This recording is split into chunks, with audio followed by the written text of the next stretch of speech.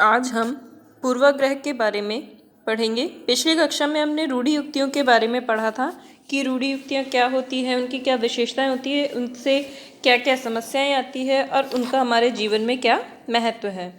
आज हम पढ़ेंगे पूर्वाग्रह के बारे में।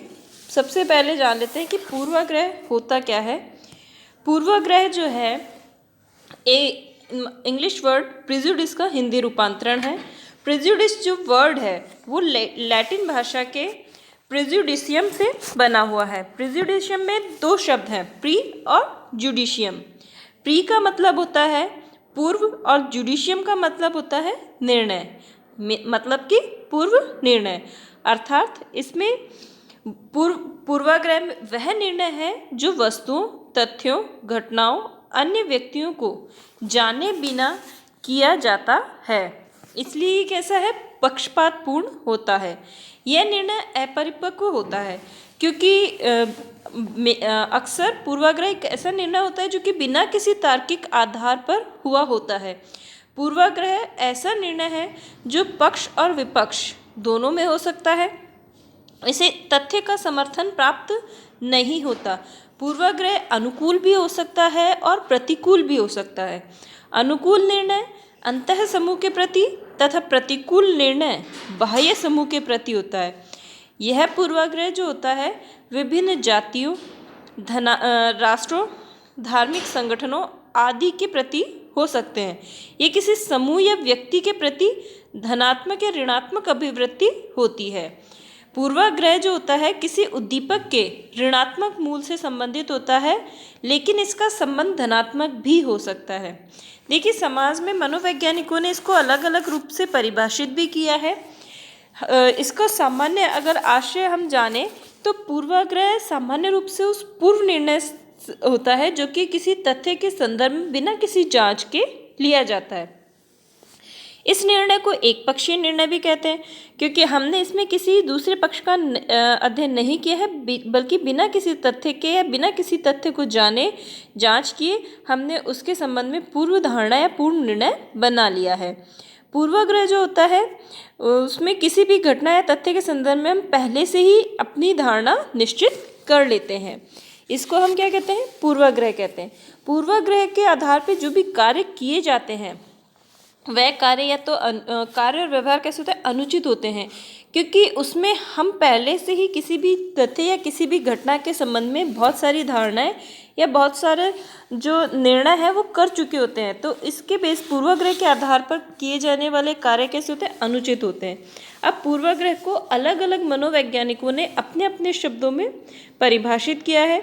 किसी ने धर्म, प्रजाति और समूह के प्रति जो है इसको इंगित करके फिर इसकी परिभाषा दी है। इसमें से कुछ परिभाषाएं हैं जिनके बारे में हम पढ़ लेते हैं। पहला है मेयर्स के अनुसार। मेयर्स कहते हैं पूर्वाग्रह किसी समूह एवं उसके सदस्यों के प्रति एक अनुचित नकारात्मक मनोवृत्ति को कहा जाता है।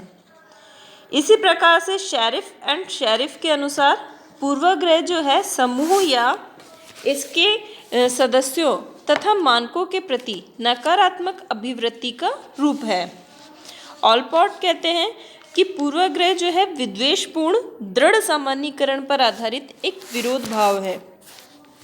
H. ब्रिट कहते हैं पूर्वाग्रह का अर्थ जो है वास्तव में अपरिपक्व या पक्षपात युक्त मत है। रॉबर्ट ए बैरन तथा डॉन वायर्नी के अनुसार पूर्वाग्रह केवल सदस्यता के आधार पर किसी समूह के सदस्यों के प्रति एक अभिवृत्ति है जो प्राय ऋणात्मक होती है। सैकर्ट तथा बैकमैन के अनुसार पूर्वाग्रह एक मनोवृत्ति है जो व्यक्ति को किसी समूह या उसके सदस्यों के प्रति अनुकूल या प्रतिकूल ढंगों से सोचने, प्रत्यक्षण करने, अनुभव करने तथा क्रिया करने के लिए पहले से ही तत्पर बना देती है। फेल्डमैन के अनुसार पूर्वाग्रह जो है किसी समूह के सदस्यों के प्रति ऐसी स्वीकारात्मक निर्णय या मूल्यांकन को कहा जाता है जो कि मेनली उस समूह के सदस्यों पर आधारित होता है, न कि सदस्यों के विशेष गुणों पर। जेम्स ड्राइवर के अनुसार पूर्वाग्रह एक ऐसी सार्वजनिक अभिवृत्ति है जो वस्तुओं, व्यक्तियों, सिद्धांतों के प्रति अनुकूल या प्रतिकूल होती है। ऑकबर्न के अनुसार पूर्वाग्रह एक निर्णय है जो कि उपयुक्त जांच किए बिना शीघ्रतापूर्ण रूप से लिया जाता है। इन सारी डेफिनेशंस को अगर हम एक बार ध्यान से पढ़ें तो इससे एक ही चीज़ निकल के हमारे समक्ष आती है कि पूर्वाग्रह जो होता है वो कुछ एक लोगों के प्रति, कुछ एक व्यवहारों के द्वारा निर्धारित हमारा मत होता है या हमारी सोच होती है, जिसको कि हम सभी लोगों पे, पूरे ग्रुप पे, पूरे समाज पे अप्लाई कर लेते हैं। ये उसको हम अपनी एक ऐसी सोच बना लेते हैं जिसको हम पीढ़ी दर पीढ़ी स्थानांतरण भी करते जाते हैं जिसका, और उसमें हम कुछ परिवर्तन भी नहीं करना चाहते। इन सभी परिभाषाओं का अगर हम अध्ययन करें तो हमें ये जानने को मिलता है कि ये सकारात्मक मनोवृत्ति से ज़्यादा नकारात्मक मनोवृत्ति है, और नकारात्मक मनोवृत्ति के रूप में एक समूह का व्यक्ति दूसरे समूह के सदस्यों के प्रति सिर्फ नफरत दिखाता है तथा बुद्धिहीन विचारों को प्रकट करता है।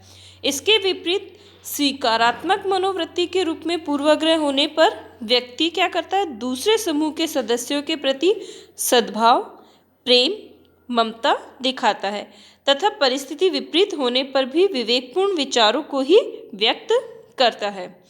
जैसा कि मैंने आपको रूढ़ि युक्तियों में भी एक एग्जाम्पल दिया था, वो आपके पूर्वाग्रह पर भी बिल्कुल सही सटीक साबित होता है, सकारात्मक और नकारात्मक मनोवृत्ति का, कि हम ये मानते हैं कि पहाड़ी व्यक्ति जो है बहुत मेहनती होते हैं।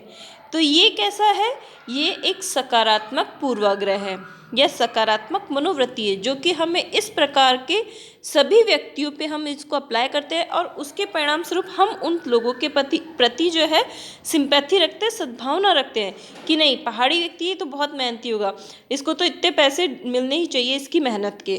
तो ये क्या है, हमारा उसके प्रति सद्भाव, हमारा उसके प्रति प्रेम की हाँ भाई हमने, क्योंकि हमारी मनोवृत्ति क्या है, सकारात्मक मनोवृत्ति पूर्वाग्रह की, कि हम हमेशा से ये मानते रहे ना कि पहाड़ी व्यक्ति मेहनती होता है। दूसरी तरफ नेगेटिव जो आपकी सोच है वो ये कि जो मुसलमान व्यक्ति होता है वो हमेशा बेईमान होता है, लड़ाई झगड़े करता है, ये सब चीज़ें ऐसे मतलब कि समाज में अशांति की व्यवस्था रखता है। ये जो मनोवृत्ति है ये नकारात्मक मनोवृत्ति है।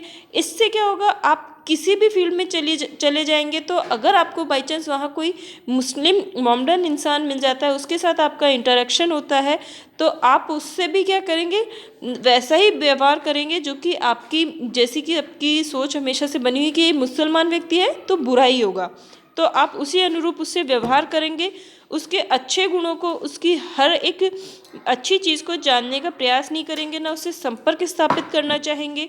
तो इस प्रकार से ये सारे जो पूर्वाग्रह के कारण जो है व्यक्ति बहुत सारी चीज़ों के बारे में पूर्व निर्णय ले लेता है। अगली कक्षा में हम पूर्वाग्रह की विशेषताएं कौन कौन सी हैं इसके बारे में अध्ययन करेंगे।